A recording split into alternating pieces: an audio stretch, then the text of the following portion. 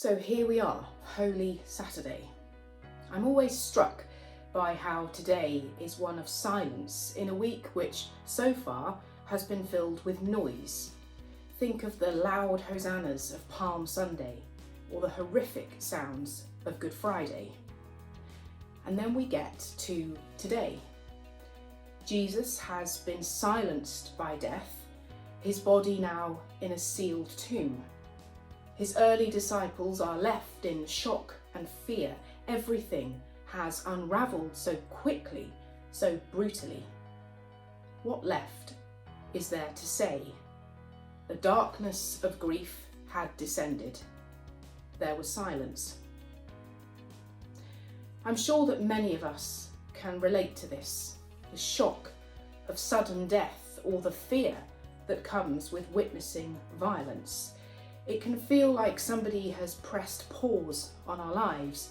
It can feel like we just can't breathe. And sadly, we know that for many in our time, this has become a way of life. Writing in her now published diary called You Don't Know What War Is, 13-year-old Yeva Skaletskaya describes the first hours of Russia's invasion of Ukraine. She writes, "Granny put a gold crucifix pendant around my neck. We headed for the basement.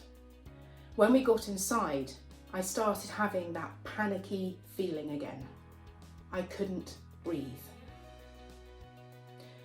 Thankfully, Yeva came up from that basement and now lives in safety in Ireland. And as we know, we don't end this day in silence and shock and fear.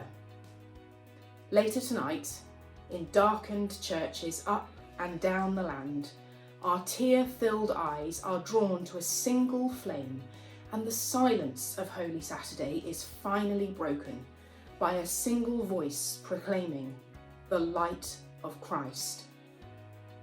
We breathe again, now breathing in the risen life of Jesus Christ, and we find ourselves saying with all creation, "Thanks be to God."